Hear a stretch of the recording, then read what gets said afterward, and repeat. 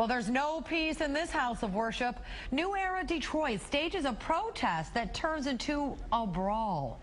That video right there has since gone viral. Now, this is the same church that recently hosted Republican presidential nominee Donald Trump.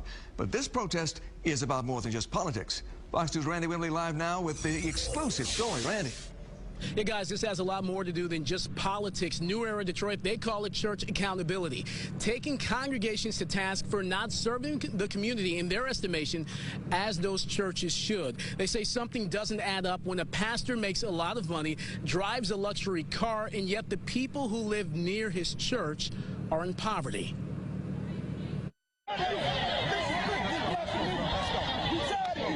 A scuffle inside the sanctuary after New Era Detroit protests during a worship service. Bro, let me go, man. Let's go.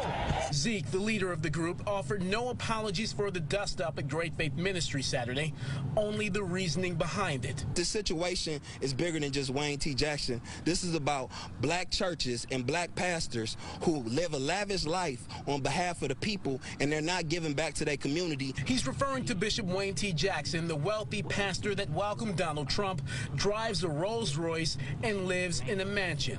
Zeke was there for the offering Saturday. When they started the offering at $1,000, and then they said if you don't got $1,000, then do $300.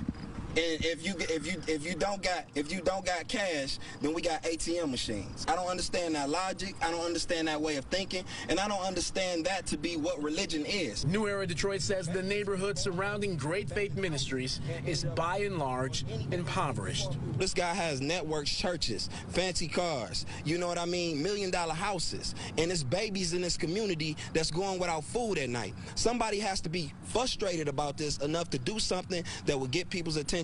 And that's what New Era Detroit did. Here's the thing. Pick up the phone. Call. Right. I want to talk to you, Apostle. Right. Apostle's a very fair man. He would meet with you. He would talk to you. What's your issue? But to do it that way, that is so disrespectful. And members of Great Faith Ministry say New Era Detroit has their church and their pastor all wrong. Our bishop give away homes, cars. They say he's an astute businessman. Juanita Kinney says he's one with a heart of gold. And when he found out that I didn't have anywhere to live, within an hour he was calling me back, telling me to go and look at an apartment. And because of that, and because of the love from him and his wife, I now have my own place. You should talk to people that he's hired. Ex-cons, people that were in prison. He's done so much work for this community. They're homes that he's bought and gave to people. But Zeke don't know that. Many feel New Era Detroit crossed the line and violated a sacred space. They even drew comparisons to Dylan Roof, the man who walked into a church service and gunned down 9 people in Charleston, South Carolina.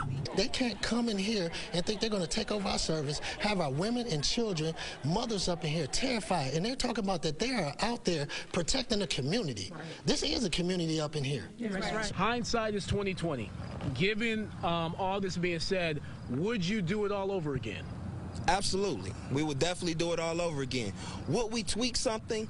Absolutely. We would probably tweak up a few things and change it, but going back, no. We would definitely go in there again, and they better get their act together because we just might be back. Even so, the leader of New Era Detroit says he is open to having a sit-down with Bishop Wayne T. Jackson and the pastors of other churches that New Era Detroit has protested. Stay tuned. Hugh, Taryn. Well, Randy, I mean, $1,000 is a lot of money to ask for an offering, but you said about a conversation, but what does the New Era group want the bishop to do, and what do they plan to do if he doesn't?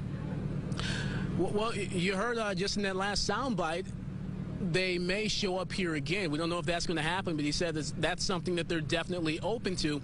But New Era Detroit, they say they want to see churches doing more to better serve and improve the living conditions of the communities in which those churches are in. And so this is a story that raises a lot of questions about the function of a church. What does a local congregation owe the community that it's in? And so New Era Detroit, they're definitely raising that issue. They say there are some churches that are doing a good job of this, but in their estimation, there are many that are not, Great Faith Ministries being one of them. It is certainly interesting because we know he's not the only rich preacher out there. So obviously more to come on this one. Thanks, Randy.